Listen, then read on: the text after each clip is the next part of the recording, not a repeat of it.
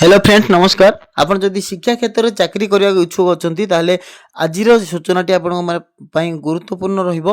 Royal college सीएचएससी एवं royal public school CBSE तरफ working interview आयोजन करा जायछि, जुथिरे आपण मानको पई विभिन्न प्रकार टीचर एवं नॉन टीचिंग पोस्ट मध्ये अवेलेबल रही, जो आपण माने लेक्चरर पोस्ट पाइबे physics chemistry mathematics English PET IT botany zoology भली सब्जेक्ट रे पाई परिबे। ता सहित टेलीकलर मेल फीमेल उभय पाई, front office executive male female उभय पाई, हॉस्टल सुपरिटेंडेंट मेल फीमेल उभय पाई एवं पियन पोस्ट पाई मध्ये अवेलेबल रही।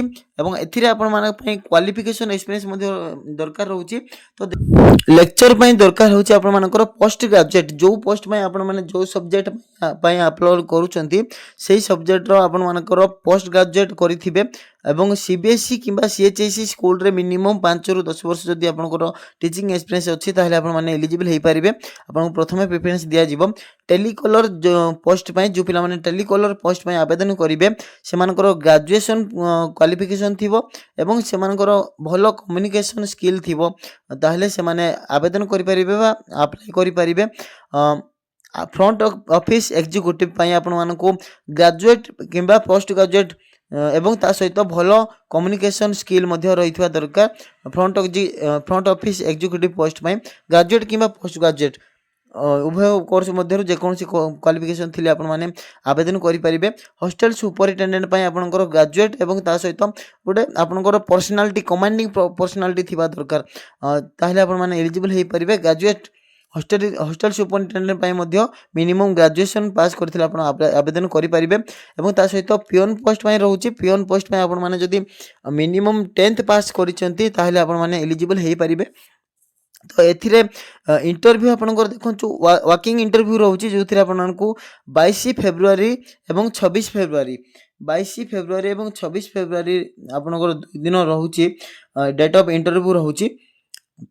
तो से दो दिन आपण माने आवेदन कर इंटरव्यू पाई विजिट करि परिबे। सकाळ 10टा रो आपनकर इंटरव्यू स्टार्ट होची। आपनकर भेन्यू रहिबो royal college of science and technology Mancheswar industrial estate Rasulgarh Bhubaneswar, से जगह रे आपनकर इंटरव्यू रहउची। जदि तो आपण माने कांटेक्ट करि परिबे, जो ईमेल आईडी रहिछि आपनकर Royal Appointment BBSR Royal Appointment bbsr@gmail.com रही ईमेल आईडी, से आपण माने मेल करि परिबे कोनोसी इन्फॉर्मेशन पाई।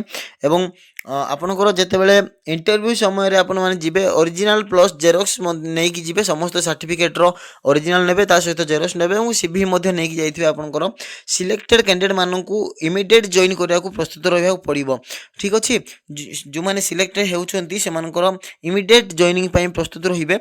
सीरियल नंबर 2 3 4 एवं 5 2 3 4 5 जोटा कि telecaller front office executive hostel superintendent एवं पियन, एई चारटा पोस्ट गुड़िक से मानकर एई चारटा पोस्ट रहउची फुल्ली रेसिडेंशियल पोस्ट, अर्थात से माने को रहिबा को मध्ये अछि सेडा रेसिडेंशियल पोस्ट से माने रही कि जॉब करिवे, ठीक अछि।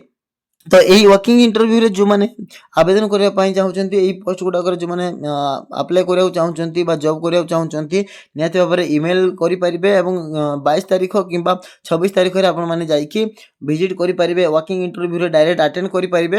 आपण माने 10टा पूर्वरु Royal college of science and technology Mancheswar industrial estate Rasulgarh Bhubaneswar, एई जगह रे आपण माने जाई कि इंटरव्यू अटेंड करि कि आपण माने निजरो पोस्ट में आवेदन करि परिबे। Thank you.